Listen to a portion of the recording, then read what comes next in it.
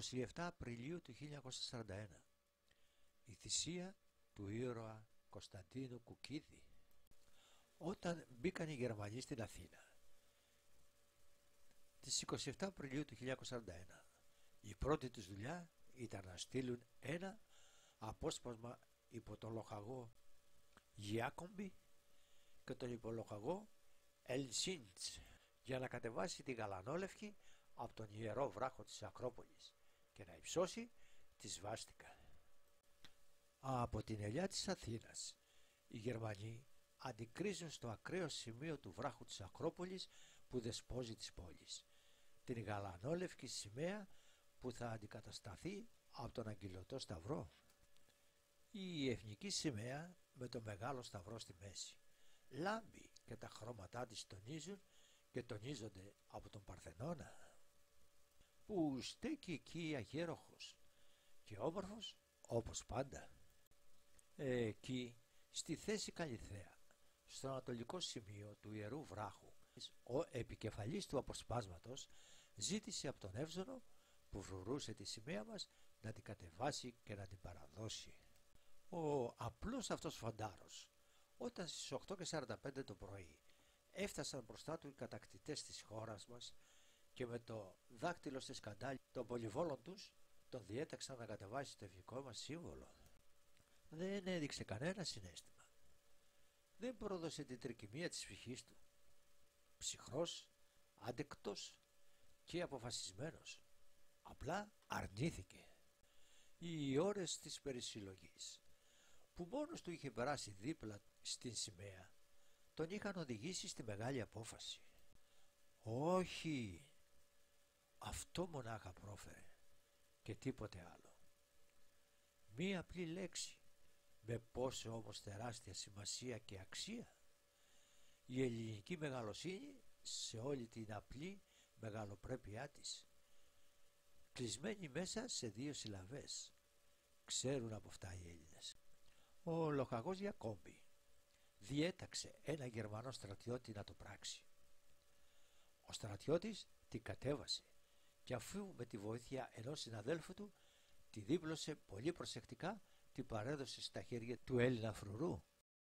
Ο Εύζωνας κοίταξε για λίγα δευτερόλεπτα με κατεβασμένο το κεφάλι το διπλωμένο γαλανόλευκο πανί πάνω στα χέρια του και ύστερα τυλίχτηκε με τη σημαία, έτρεξε ως την άκρη του ιερού βράχου και μπρος στα μάτια των ευρώτητων Γερμανών ρίχτηκε με ένα σάλτο στο κρεμό, βάφοντας το εθνικό μας σύμβολο με το τίμιο αίμα του. Οι Γερμανοί σκύβουνε πάνω από το κενό. 60 μέτρα πιο κάτω κοίταται ο Εύζωνας νεκρός επάνω στο βράχο, σκεπασμένος με το σάβανο που διάλεξε. Οι 2 Γερμανοί αξιωματικοί που είναι επικεφαλής των εμπροσθοφυλακών, ο αρχηγός του υπηκού Γιάκομπι και ο λοχαγός Έλσιντς της 6ης ορεινής μεραρχίας, χρησιμοποιούν το ραδιοφωνικό σταθμό Αθηνών για να στείλουν μήνυμα στο Χίτλερ. Mein Führer στις 27 Απριλίου στις 8:10. Εισήλθαμε εις τας Αθήνας, επικεφαλής των πρώτων γερμανικών τμήματων του στρατού, και από τις 8:45 υψώσαμε τη σημαία του Ράιχ επάνω στην Ακρόπολη και στο Δημαρχείο. Heil mein Führer.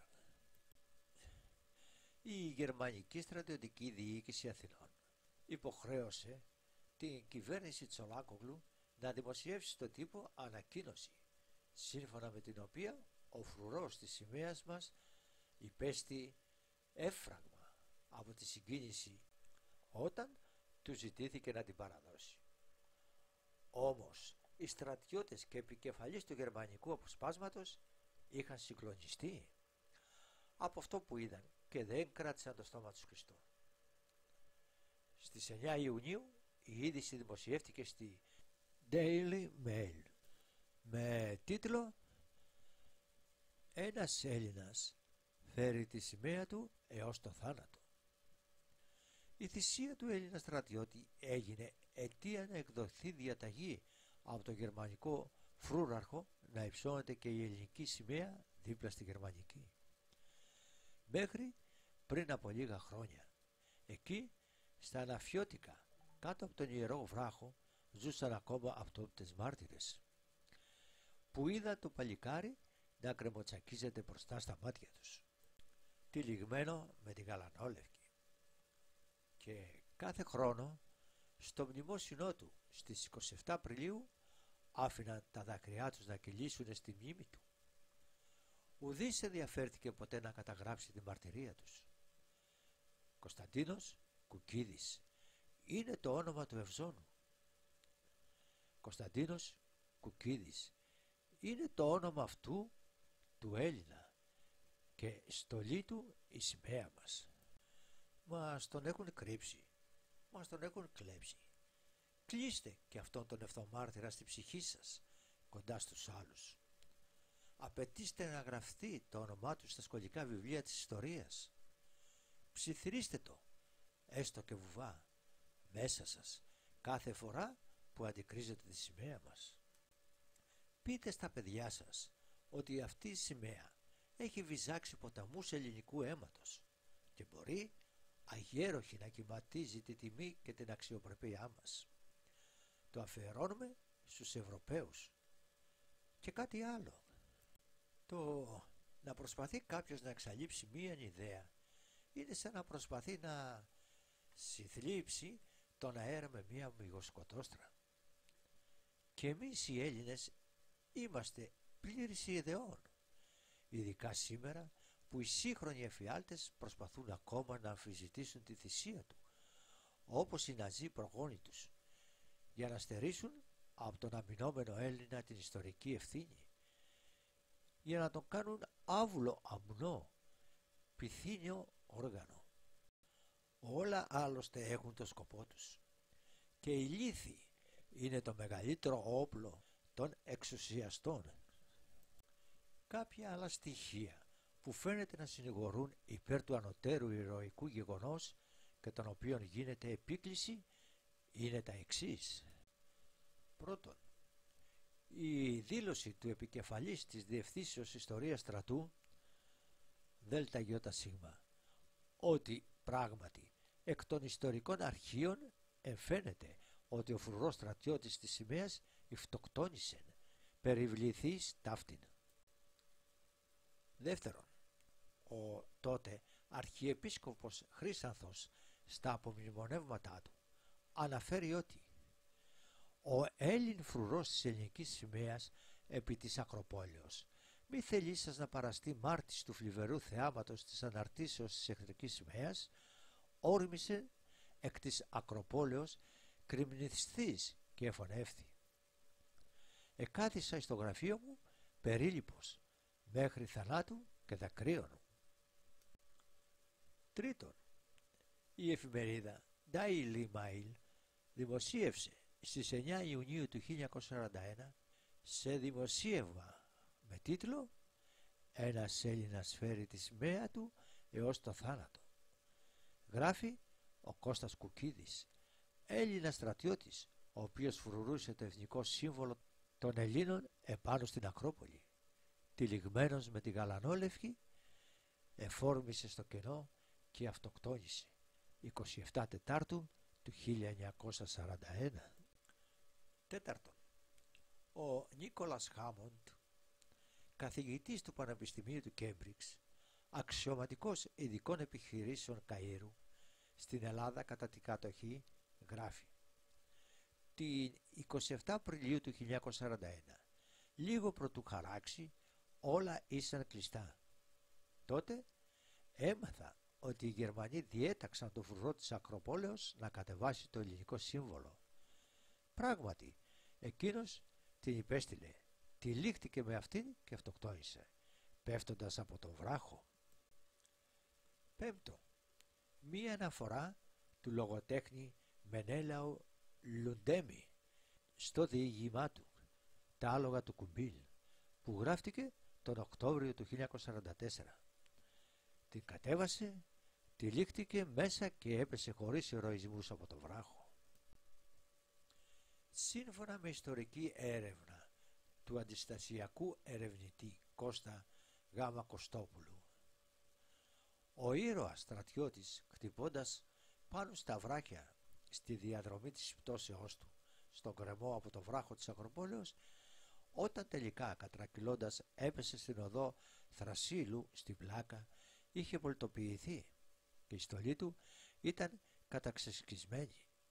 Όταν τον περιμάζεψαν 2-3 κάτοικοι της πλάκας, δεν βρήκαν τίποτα επάνω του, εκτός από ένα τσαλακωμένο ταχυδρομικό δελτάριο, στο οποίο έγραφε πολύ κακογραμμένα το όνομα του παραλήπτη: Κωνσταντίνος Κουκίδης. Αυτά τα στοιχεία είχαν καταθέσει 2 γέροντες, επιζώντες ακόμα, σχετικά με το ανώτερο περιστατικό. 8. Μία προσωπική έρευνα του αντιστασιακού Χαράλαμπου Ρούπα, η οποία δημοσιεύτηκε στην εφημερίδα Το Βήμα της Αιγιαλίας 12 Μαΐου του 2006. Εγώ και οι φίλοι μου, περίεργοι και αργόσχολοι συνταξιούχοι, αρχίσαμε να ψάχνουμε στην πλάκα μέσα στα παραδοσιακά ταβερνάκια και καφενεία, μήπως βρούμε κάποιο γεροντάκι που να μας έλεγε κάτι σχετικό. Όλοι γνώριζαν το περιστατικό, αλλά μας έλεγαν άκουσα, μου είπαν. Δηλαδή αυτά που γνωρίζαμε εμείς. Τελικά, ψάχνοντας και κάνοντας με υπομονή τις έρευνές μας, βρήκαμε μια γκριούλα που μας είπε: πηγαίνετε κάτω στο Μακριγιάννη, μας είπε, περίπου τη διεύθυνση, και εκεί ζει ένας πρώην τσαγκάρης. Αυτός είναι ο γιος του Παγκοπόλη, ο οποίος με το καροτσάκι του πήρε τον νεκρό στρατιώτη και τον επήγε στο πρώτο νεκροδαφείο και τον έθαψε. Τελικά συναντήσαμε τον γέρο τσαγκάρη. Δυσκολευτήκαμε όμως να του δώσουμε να καταλάβει το τι θέλαμε να μας πει, διότι ούτε άκουγε ούτε έβλεπε καλά. Στο τέλος, συγκινημένος, μας είπε: εκείνη την ημέρα είχαμε κλειστεί στα σπίτια μας, όπως και όλη η Αθήνα. Εγώ τότε ήμουν 16 χρονών. Ακούσαμε στον δρόμο μια γριά που στρίγκλιζε. Πεταχτήκαμε τότε στους δρόμους 2-3 για να δούμε τι συμβαίνει, και τότε είδαμε το τραγικό αυτό θέαμα. Ένα χιλιοστραπατσαρισμένο πτώμα, τυμμένο στο χακί, και μία σημαία γύρω του ματωμένη. Χαρτιά, πορτοφόλι κλπ. Δεν βρεθήκαν επάνω του, εκτός από ένα δελτάριο που έγραφε το όνομά του. Το δελτάριο το κράτησε ένας φίλος του πατέρα μου. Επειδή ο πατέρας μου και εγώ μοιράζαμε κολόνες πάγου στα σπίτια, είχαμε ένα καρότσι. Το έβαλαν το παλικάρι μέσα μαζί με τη σημαία, το σκέπασαν με μια κουβέρτα και τον πήγανε μαζί με το φίλο του στο αλφα νεκροταφείο και τον έθαψαν. Εκεί βρήκαν ένα παπά και του είπαν τι είχε συμβεί. Αυτός τους πήγε σε ένα ανοιχτό τάφο. Τύλιξαν το παλικάρι με ό,τι είχε μείνει από τη σημαία, είπε 2-3 λόγια ο παπάς και το παράχωσαν.